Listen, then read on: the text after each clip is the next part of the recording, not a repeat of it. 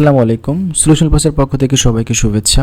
আজকে আমরা এইচএসসি পরীক্ষার্থীদের জন্য কুমিল্লা বোর্ড 2025 আলোচনা করব। Right form verb. দেখেন, a teacher compare with an architect, মানে শিক্ষকরা আমরা কিন্তু অনেক সময় বলা হয় মানুষ গড়ার কারিগর, মানে হচ্ছে আর্কিটেক্টের সাথে তুলনা করা হয়, স্থপতির সাথে তুলনা করা হয়।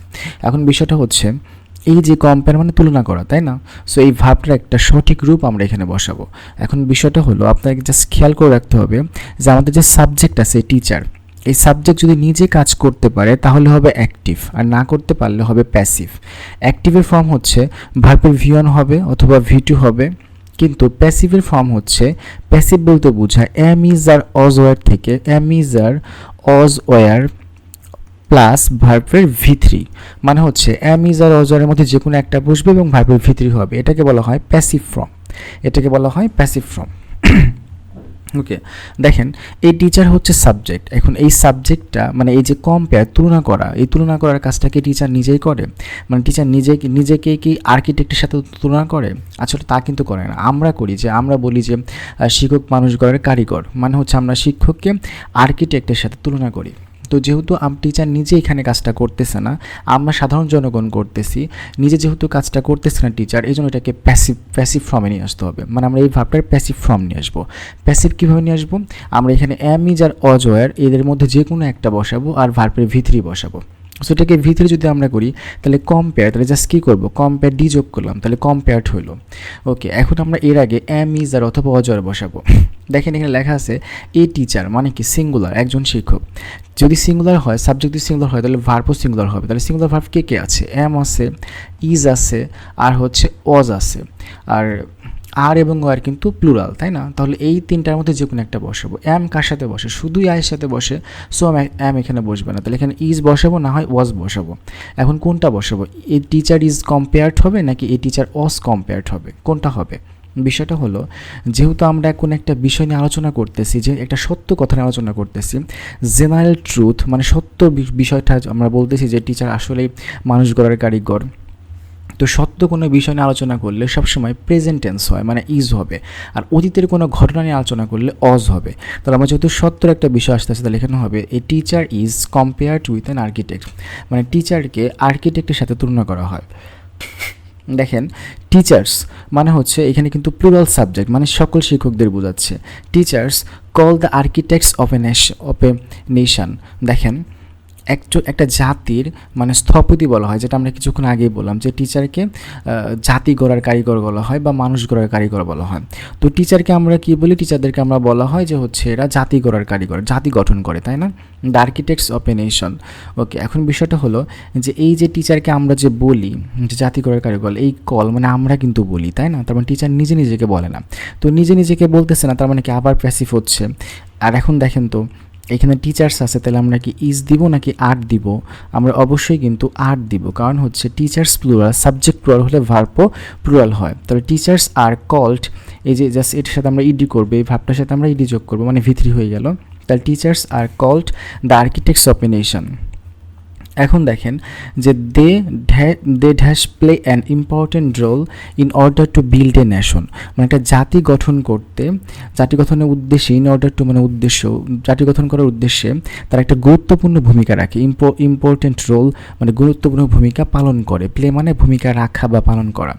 এখন তারা মানে কারা? টিচাররা, তাই না? ওকে, টিচার হচ্ছে গুরুত্বপূর্ণ ভূমিকা রাখে। তো জেনারেল ট্রুথ মানে এটা তো আসলে সত্য বিষয় যে সত্যি টিচাররা কিন্তু জাতি গঠন করতে একটা গুরুত্বপূর্ণ ভূমিকা রাখে। তো আমরা সত্য কোনো বিষয়ে আলোচনা করতে গেলে তাহলে আমরা সবসময় ভার্বের প্রেজেন্ট ফর্ম নিয়ে আসবো। আর যেহেতু এই যে ভূমিকা রাখার কাজটাকেই করে, তারাই করে, তাহলে কিন্তু অ্যাক্টিভ। আমরা বলছিলাম অ্যাক্টিভ হলে ভার্ব V1 অথবা V2, এখন প্রেজেন্ট হলে V1 আর পাস্ট হলে V2। তার মানে কিন্তু জেনারেল সত্য বা জেনারেল কোনো বিষয় নিয়ে, সাধারণ কোনো বিষয় আলোচনা করলে সেটা যদি অতীত না হয়ে থাকে তাহলে অবশ্যই কিন্তু সেটা প্রেজেন্ট মানে বর্তমান। তাহলে V1 অ্যান্সার করতে হবে, তাহলে প্লে যা আছে তাই রাখবো, প্লে যা আছে সেটাই রাখবো। আচ্ছা, দে হচ্ছে প্লুরাল, এই জন্য প্লেও কিন্তু প্লুরাল। ভার্বের বেস ফর্মকে কিন্তু প্লুরাল ফর্ম বলা হয়, কারণ এই ভার্বের সাথে আমি যদি এস বা ইএস দেই তাহলে কিন্তু সেটা হয়ে যাবে সিঙ্গুলার। তো আমরা সিঙ্গুলার করবো না, কারণ আমাদের সাবজেক্ট কি দে, আর দে কি প্লুরাল, তাহলে আমাদের ভার্বটাও কী করতে হবে? প্লুরালই রাখতে হবে। তাহলে they play an important role in order to build a nation. They are used to dash make the illiterate people worthy citizens. এখন বিষয়টা হলো যে এই যে ওয়ার্থি সিটিজেন্স বলতে বোঝায় গুরুত্বপূর্ণ ব্যক্তি বানাবে, এই যে সিটিজেন্স মানে নাগরিকদের মানে গুরুত্বপূর্ণ করে তুলবে। কাদেরকে করবে? যারা হচ্ছে নিরক্ষর বা অশিক্ষিত, যাদের অক্ষর জ্ঞান নাই, এই ধরনের ইলিটারেট পিপলদেরকে গুরুত্বপূর্ণ নাগরিক হিসেবে, ভালো নাগরিক হিসেবে তৈরি করবে। এবং এই কাজটা, এই মেকের কাজটা মানে তৈরি করার কাজটা কে করবে? দে মানে তারা করবে, টিচাররা করবে। ওকে, তাহলে they are use to dash make. এখন বিষয়টা হচ্ছে আমাদের রাইট ফর্ম ভার্ব আমরা অনেকেই জানি, সেটা হলো, এবং আমরা যারা রুলস পড়েছি তারা সবাই এই বিষয়টা জানি যে হচ্ছে ইউজ টু এর পরে যদি ভার্ব বসে তাহলে ভার্বের ভি অন হয়, মানে যা আছে সেটাই হবে, মানে ভার্বের বেস্ট ফর্মই হবে। আর ব্র্যাকেটে অলওয়েজ কিন্তু বেস্ট ফর্ম দেওয়া থাকে। তাহলে যদি সেন্টেন্সের মধ্যে ইউজ টু থাকে তাহলে বেস্ট ফর্ম হবে, মানে মেক যা আছে সেটাই হবে। বাট যদি বি ইউজ টু মানে এম ইজ আর অজ এর পরে যদি ইউজ টু থাকে, মানে বি ভার্বের পরে যদি ইউজ টু থাকে তাহলে অবশ্যই ভার্বের সাথে আইএনজি, তাহলে হচ্ছে মেকিং হবে। একটা বিষয় আমরা কিন্তু সবাই জানি যে টু এর পরে ভার্বের ভিওন বসে, প্রিপোজিশন টু এর পরে, মানে টু যদি আমরা দেখতে পাই তখন আমরা টুর পরে কোনো ভার্ব দেখলে ভিওন দেই, কিন্তু এই ক্ষেত্রে কিন্তু হবে না। বি ইউজ টু বা হচ্ছে গেট ইউজ টু, এরকম অনেক ধরনের কিছু ফ্রেজ আছে, ফিক্সড ফ্রেজ আছে যেগুলোর পরে সবসময় ভার্বের সাথে আইএনজি হয়। ঠিক একই রকম বি ইউজ টুর পরে ভার্বের সাথে সবসময় আইএনজি। তাহলে they are use to making the illiterate people were the citizens but the teachers. আচ্ছা দেখেন শিক্ষকরা কত গুরুত্বপূর্ণ দায়িত্ব পালন করতেছে, নিরক্ষরদেরকে সুনাগরিক হিসাবে গড়ে তুলতেছে, ভালো নাগরিক হিসাবে গড়ে তুলতেছে। কিন্তু আচ্ছা যখনই বাট থাকে সেন্টেন্সের মধ্যে তখনই আমরা বিপরীত কোনো একটা ধারণা নিয়ে আসি, সেটা হলো যে তারপরেও টিচারদেরকে কী করা হয় না, সম্মান মানে ভালো সম্মানে রাখা হয় না, হাই রেসপেক্ট করা হয় না আমাদের দেশে। সো হাই রেসপেক্ট কিন্তু আমাদের দেশে টিচারদেরকে করা হয় না, তোমরা সেটা এখন এখানে তুলে ধরবো। আচ্ছা এই যে ভালো সম্মানের জায়গায় রাখা হয় না, এখানে হোল্ড মানে রাখা বোঝাবে, তাহলে ভালো সম্মানের জায়গায় আমরা টিচারদেরকে রাখি না, তাই তো? আচ্ছা তাহলে এই যে রাখার কাজটা, এই সম্মানের জায়গায় রাখার কাজটা টিচার নিজেকে করবে নাকি হচ্ছে আমরা মূল্যায়ন করব? তো আমরা আসলে টিচারদেরকে সঠিকভাবে মূল্যায়ন করি না, তাহলে এইখানে টিচার সাবজেক্ট নিজে কাজ করতেছে না, নিজে কাজ না করলে এই সম্মানে রাখার কাজটা হচ্ছে আমাদেরই করা উচিত। সো টিচার যেহেতু নিজে কাজ করতেছে না তাহলে এটাকে বলা হয় প্যাসিভ, তাহলে এখানে আমাদের একটা প্যাসিভ স্ট্রাকচার আনতে হবে, তার মানে অ্যামিউজারের পরে ভার্বের সাথে অ্যামিউজারের পরে ভার্বের ভি3। ওকে, আমরা এখানে শিখছিলাম যে প্যাসিভ বলতে বুঝে অ্যামিউজারের পরে, অ্যামিউজার অজরের পরে ভার্বের ভি3। আর এটা যেহেতু প্রেজেন্ট আইডি একটা সাধারণ সত্য নিয়ে আলোচনা করা হচ্ছে, তাহলে এখানে কোনো অতীতের কোনো বিষয় আসবে না, এখানে হচ্ছে প্রেজেন্ট আসবে। মানে প্রেজেন্ট আসবে বলতে এম ইজ আর, এম অথবা ইজ অথবা আর, এরপরে হচ্ছে ভার্বের ভি3 আসবে, এটাকে বলা হবে প্যাসিভ ফর্ম। তাহলে প্যাসিভ বানাবো আমরা, তাহলে হচ্ছে দ্য টিচার্স, যেহেতু প্লুরাল আছে টিচার্স, তাহলে আমরা কি নিব? আর নিব, তাহলে এখানে হবে আর। আর এটার ভি3 কি? হোল্ড, হেল্ড, তাহলে এটা হচ্ছে ভি3 হচ্ছে হেল্ড। ওকে, তাহলে আমরা যদি এখানে লিখি দ্য টিচার্স আর হেল্ড, মানে রাখা হয় সম্মানের জায়গায়, আমাদের দেশে সম্মানের জায়গায় রাখা হয় টিচারদের। কিন্তু এখানে কিন্তু দিছি, বাট দিছি, তার মানে নেগেটিভ কিছু, মানে সম্মানের জায়গায় রাখা হয় না। তাহলে অক্সিলারি ভার্বের পরে তুমি যদি সেন্টেন্সটাকে মানে প্যাসিভ স্ট্রাকচারটাকে নেগেটিভ করতে চাও তাহলে জাস্ট অক্সিলারি ভার্বের পরে নট ইউজ করতে হবে। তাহলে আমাদের অ্যান্সারটা হবে the teachers are not held in high respect in our country. Okay, এরপর দেখেন they are habituated to a humble life in the midst of want. আচ্ছা এই যে মিডস অফ ওয়ান্ট হচ্ছে, এই যে মিডসটা কিন্তু প্রিপোজিশন হিসাবে ব্যবহৃত হয় আবার নাউন হিসাবেও। আর দা যেহেতু আর্টিকেলের পরে এটা বসছে, তার মানে হচ্ছে নাউন হিসাবে বসছে। ওকে, দ্য মিডস অফ ওয়ান্ট মানে হচ্ছে চাওয়ার, মানে অনেক চাওয়ার মাঝখানে, এখানে মিড দ্বারা মাঝখানে বোঝায়। মানে প্রত্যেকটা মানুষেরই কিন্তু অনেক চাওয়া থাকে, টিচাররাও চায় যে একটা লাক্সারিক জীবন লিড করবে, কিন্তু প্রবলেমটা হলো এই এত চাওয়ার মাঝখানেও সাধারণত এই যে প্রচুর চাওয়া আছে, এই চাওয়াগুলোর মাঝখানেও দেখা যায় যে হচ্ছে তারা চাওয়াটা পূরণ করতে পারে না, তারা একটা বিনয়ের সাথে বা একটা মোটামুটি একটা জীবন হচ্ছে তারা লিড করে, তার মানে তারা লাক্সারিয়াস লাইফ লিড করতে পারে না। তার মানে কি? তারা দে আর হ্যাবিচুয়েটেড টু, মানে তারা হচ্ছে অভ্যস্ত বা হচ্ছে তাদেরকে খাপ খায় নিতে হয় কিসের সাথে? একটা বিনয় জীবনের সাথে, বা হাম্বল লাইফ মানে একটা মোটামুটি চলার মতো একটা জীবনের সাথে তাদেরকে হচ্ছে মেনটেন করতে হয়। সো এখানে আসলে কি বসবে? আমরা জানি যে টুর পরে ভার্বের ভি1 বসে, তাহলে লিড বসবে, বিষয়টা তা না। দে আর হ্যাবিচুয়েটেড টু, এইখানে লিড না বসে এইখানে যেটা বসবে সেটা হলো এই যে বি, যদি হচ্ছে আপনি দেখেন যে বি ভার্বের পরে হ্যাবিচুয়েটেড টু আছে, মানে বি হ্যাবিচুয়েটেড টু বা বি ইউজ টু বা গেট ইউজ টু, যদি এটা থাকে যে বি হ্যাবিচুয়েটেড টু বা হচ্ছে বি ইউজ টু, আমরা কিছুক্ষণ আগে দেখলাম, বা বির পরিবর্তন সময় থাকতে পারে গেট ইউজ টু, এগুলো যদি থাকে তাহলে এরপরে সবসময় ভার্বের সাথে আইএনজি হয়। তাহলে they are habituated to leading, they are habituated to leading a humble life in the midst of want.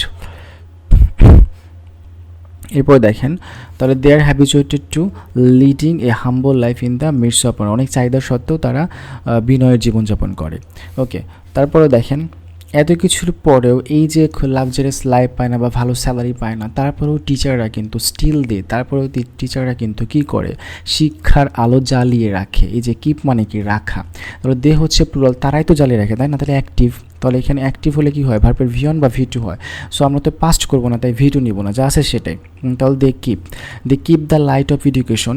আচ্ছা, কিপের পরে আপনি যখন অবজেক্ট পাবেন, মানে যেই জিনিসটা করতেছে সেই কিপ প্লাস অবজেক্ট, এই যে object the light of education, এরপরে হচ্ছে ভার্বের সাথে আইএনজি হয়। তো আরেকটা বিষয়, কিপের পরে যে ভার্বটা আসবে সেই ভার্বের সাথে আইএনজি হয়, যেমন keep moving, keep running, keep washing, keep তাহলে বার্নিং। এখন বিষয়টা হলো যে দেখেন কিপের পরে আমরা এখানে কোনো ভার্ব দেখতে পাচ্ছি না, দ্য লাইট অফ এডুকেশন, এখানে আর্টিকেল দেখতে পাচ্ছি, নাউন দেখতে পাচ্ছি, প্রিপোজিশন দেখতে পাচ্ছি, এখানে কিন্তু কোনো ভার্ব নাই। তাহলে কিপের পরে এই সেন্টেন্সের মধ্যে, সেন্টেন্সটা যেহেতু শেষ হয় না, এই সেন্টেন্সের মধ্যে ভার্ব কোনটা, বার্ন, বার্ন মানে হচ্ছে পুরানো বা জ্বালিয়ে রাখা। তাহলে এই কিপের পরে যে ভার্বটা আসবে সেই ভার্বের সাথে কিন্তু সবসময় আইএনজি হবে, তাহলে এখানে হবে বার্নিং। তাহলে keep the light of education burning. Okay, তার মানে হচ্ছে শিক্ষার আলো তারা জ্বালিয়ে রাখে। উইথ এ ভিউটি, উইথ এ ভিউটি মানে উদ্দেশ্য, উইথ এ ভিউটির পরে এটা কিন্তু একটা ফিক্সড ফ্রেজ, উইথ এ ভিউটির পরে সবসময় ভার্বের সাথে আইএনজি, উইথ এ ভিউটির পরে সবসময় ভার্বের সাথে আইএনজি, এগুলো আপনারা জাস্ট মুখস্থ করে রাখবেন বা লিখে রাখবেন যে উইথ এ ভিউটির পরে, গেট ইউজড পরে, হ্যাবিচুয়েটেড, বি হ্যাবিচুয়েটেড টু এর পরে ভার্বের সাথে সবসময় আইএনজি বসে। তাহলে with a view to removing the darkness of লিটারেচি, মানে এই যে নিরক্ষরতার যে অন্ধকারের বিষয়টা, সেটা হচ্ছে তারা দূর করার উদ্দেশ্যে শিক্ষার আলো জ্বালিয়ে রাখে। এই যে ডার্কনেস মানে অন্ধকারাচ্ছন্ন, তো এই অন্ধকারের বিষয়টা হচ্ছে এই যে নাউনটা, এটা হচ্ছে নেস থাকলে কিন্তু নাউন বোঝে, আর আর্টিকেলের পরে কী বসে, নাউন বসে। তাহলে ডার্কনেস, এই নিরক্ষরতার যে অন্ধকারের বিষয়টা আছে সেটা হচ্ছে রিমুভ করার জন্য তারা শিক্ষার আলো জ্বালিয়ে রাখে, তাহলে এখানে হবে রিমুভিং। ওকে, এরপর দেখেন পরবর্তী সেন্টেন্স দেখেন, এখানে কিন্তু আরেকটা রুলস আছে, এটা হচ্ছে আমরা রাইট ফর্মে পড়েছি বা সাবজেক্ট ভার্ব এগ্রিমেন্টে পড়ি, সেটা হলো ইট ইজ হাই টাইম বা ইট ইজ টাইমের পর যদি সাবজেক্ট থাকে, এখানে একটু মিসিং হয়েছে, এখানে টাইম ছিল বা হাই টাইম ছিল, এর মধ্যে টাইপ করতে প্রবলেম হয়েছে। ইট ইজ হাই টাইম বা ইট ইজ টাইম মানে এটাই সময়, মানে সাবজেক্টের পরে, মানে ইট ইজ হাই টাইম বা টাইমের পরে যদি সাবজেক্ট থাকে তাহলে ভার্বের ভিডিও করতে হবে, মানে ভার্বের পাস ফর্ম করতে হবে। তাহলে আমরা অলওয়েজ হচ্ছে সবসময় ভার্বের ভিডিও করবো। এখন প্যাসেজটা জেনারেল ট্রুথ কিনা বা সাধারণ সত্য কিনা ওই সব বিষয় মানে খাপ মানে বিষয়টা আসবে না, বিষয়টা মেইন হচ্ছে ইট ইজ হাই টাইম বা টাইমের পরে সাবজেক্ট থাকলে আমাকে যে কাজটা করতে হবে, ভার্বের ভিডিও করতে হবে। তাই ইট ইজ হাই টাইম বা it is time we changed our outlook, তাহলে এখানে আমরা হচ্ছে ভিডিও করবো, মানে জাস্ট ডিযোগ করবো, ই থাকলে ডিযোগ করলে ভিডিও হয়ে যায়। তাহলে চেঞ্জড মানে হচ্ছে আমাদের আউটলুক মানে দৃষ্টিভঙ্গি, টুয়ার্ডস দ্য টিচার্স মানে শিক্ষকদের প্রতি আমাদের যে দৃষ্টিভঙ্গি সেটা পরিবর্তন করে এখনই সময়।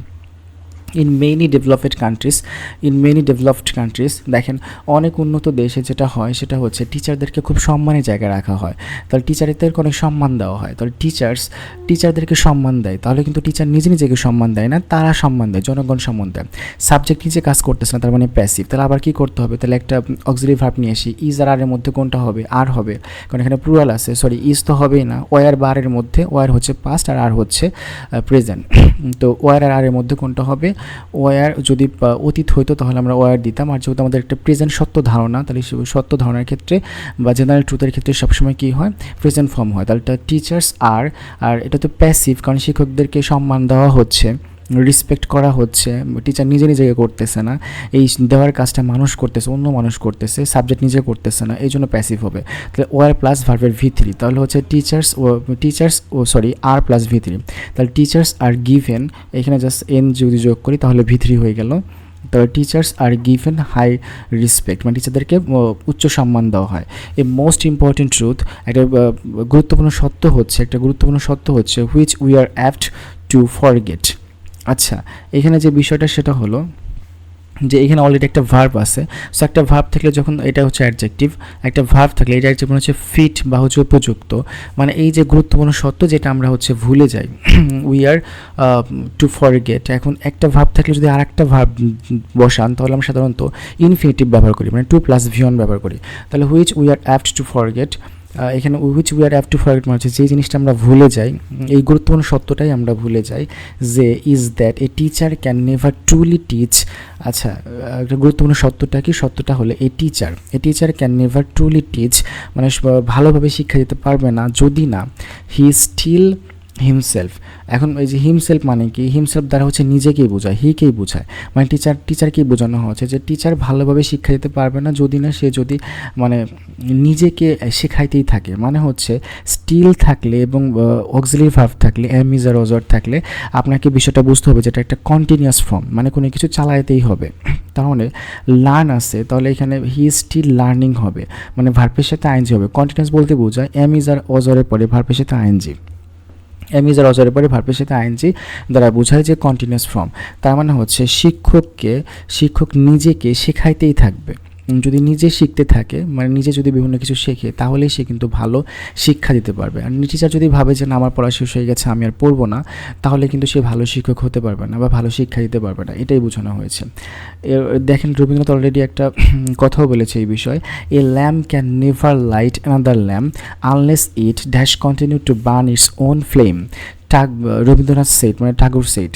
এখন বিষয়টা হলো রবীন্দ্রনাথ একটা কথা বলছে কি যে ধরেন একটা যদি ল্যাম্পে যদি এটা যদি একটা ল্যাম্প হয় তাহলে এখানে আরেকটা ল্যাম্প আছে। সো আমি যদি হচ্ছে এই দুটো ল্যাম্পকে এই ল্যাম্প দ্বারা জ্বালাইতে চাই যে এইখান থেকে আগুন আমরা এটাতে দিব, তাহলে আমাকে কী করতে হবে? এই ল্যাম্পটাকে জ্বালাইতে হবে, তাই না?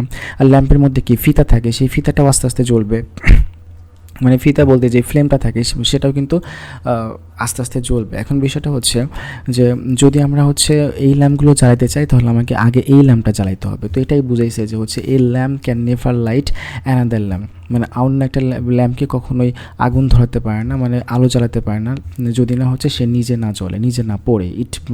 তাহলে এই যে ইট হচ্ছে সিঙ্গুলার হলে সাবজেক্ট সিঙ্গুলার হলে ভার্বও সিঙ্গুলার হয়।